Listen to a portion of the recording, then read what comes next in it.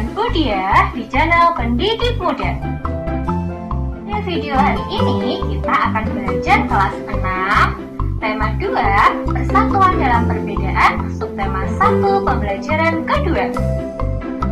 Pada pembelajaran kali ini kita akan belajar tentang hidup rukun dalam perbedaan dan pola lantai pada tari tradisional. Sebelum mulai pelajaran, sekarang kita berdoa terlebih dahulu. Berdoa dimulai. Doa selesai. Nah, sekarang ayo kita mempelajari materinya. Selamat belajar. Pernahkah kalian mengamati warna pelangi? Pelangi memiliki banyak warna dan menjadikan pelangi itu indah. Begitu juga hidup berbangsa dan bertanah air. Akan terasa indah jika kita hidup rukun meskipun memiliki perbedaan. Anak-anak, mari kita amati gambar berikut. Apa yang ada di benak kalian tentang gambar tersebut? Pada gambar tersebut, kita dapat melihat masyarakat yang hidup rukun saling menolong walaupun terdapat perbedaan. Untuk lebih memahami tentang persatuan dalam perbedaan, mari kita baca teks berikut ini. Perbedaan yang menguatkan. Kampung Cempaka adalah sebuah kampung transmigran. Warganya berasal dari berbagai daerah padat di Pulau Jawa. Hal ini menjadikan mereka berbeda suku maupun agama. Di Kampung Cempaka, hiduplah 5 orang sahabat.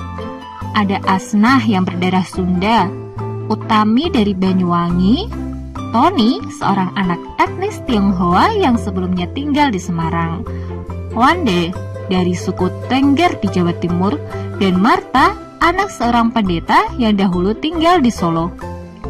Di Kampung Cempaka, rumah mereka bersebelahan dan mereka pergi ke sekolah yang sama. Itu sebabnya mereka sangat akrab. Mereka suka bermain bersama dan sering menghabiskan waktu di rumah satu sama lain.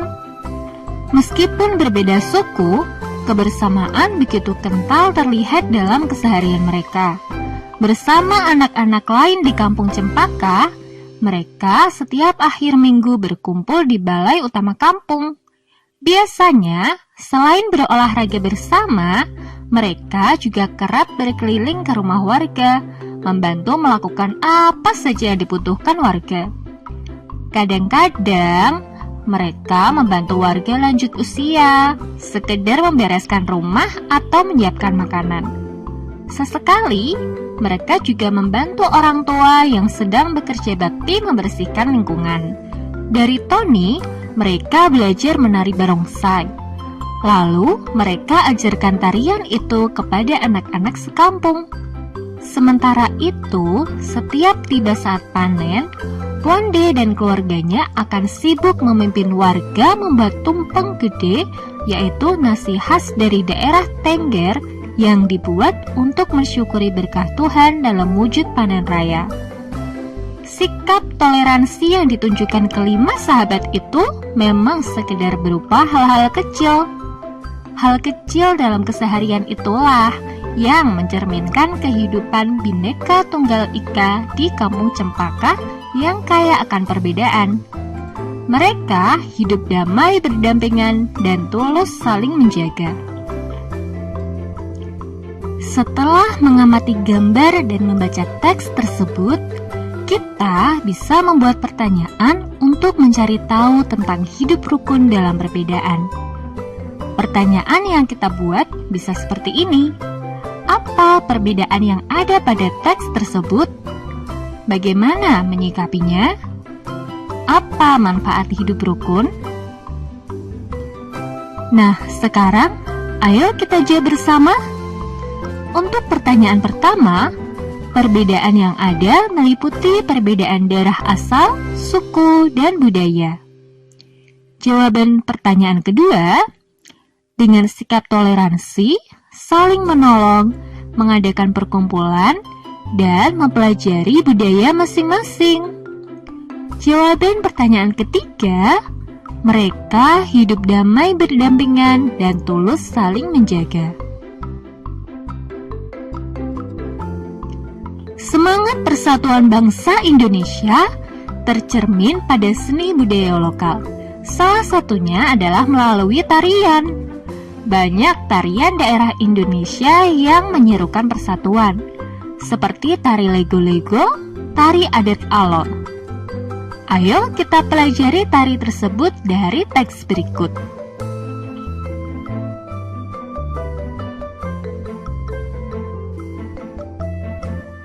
Lego-lego tari adat Alor bermakna persatuan. Tarian adat adalah salah satu kekayaan budaya yang disampaikan secara turun-temurun dari nenek moyang.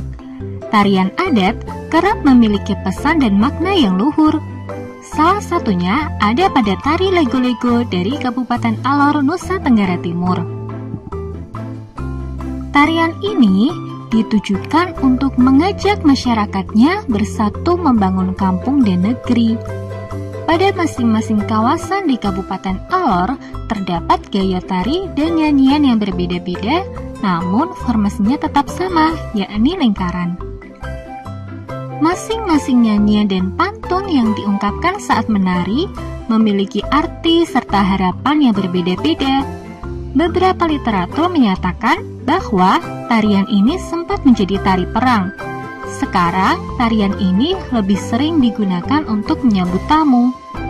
Tamu diajak oleh masyarakat yang dituakan, lalu diajak menuju sebuah pohon besar yang rindang dengan beberapa warga perempuan yang berpegangan tangan mengelilingi pohon. Tamu dipersilahkan untuk ikut serta dalam tarian tersebut. Dengan gerakan kaki yang diatur sedemikian rupa, penari akan bergerak mengitari pohon. Pada saat yang sama, sirih pinang dan minuman kopi ditawarkan. Gerakan tari dan nyanyian di masing-masing daerah bisa saja berbeda, namun bentuk formasi lingkaran dan komponen tradisional lainnya tetap sama. Di dalam lingkaran, ada 3 lelaki yang memiliki tugas berbeda. Ada pemukul gong yang nadanya akan digunakan untuk menghitung langkah penari.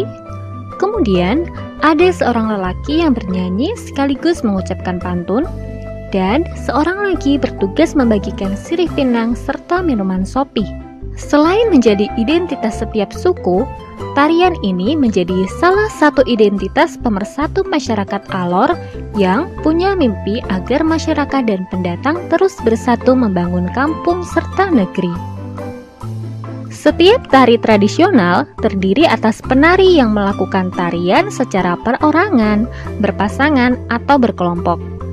Kegiatan menari lebih dari 1 orang apalagi berkelompok dalam jumlah yang cukup besar membutuhkan kekompakan. Pengaturan posisi ini disebut dengan pola lantai. Seorang penari harus memperhatikan perpindahan, pergerakan, dan pergeseran posisi saat menari. Pola lantai adalah pola denah yang harus dikuasai oleh seorang penari dan berfungsi untuk membuat posisi dalam sebuah ruang gerak. Posisi dalam menari perlu diperhatikan oleh seorang penari. Coba perhatikan gambar tarian berikut ini. Kalau diamati, posisi penari pada tarian tersebut terdapat beberapa perbedaan dan persamaan. Kalau dikelompokkan, tari yospan, tari serimpi, tari baris cengkeden memiliki pola lantai yang sama. Tari mak badong dan tari randai masuk ke dalam kelompok yang sama. Sedangkan tari geding Sriwijaya memiliki pola lantai tersendiri. Pola lantai kelompok pertama disebut pola lantai vertikal atau lurus. Tari klasik banyak menggunakan pola lantai vertikal. Penari membentuk garis vertikal, yaitu garis lurus dari depan ke belakang atau sebaliknya. Pola lantai ini memberikan kesan sederhana tapi kuat. Pola lantai kelompok kedua disebut pola lantai garis melengkung.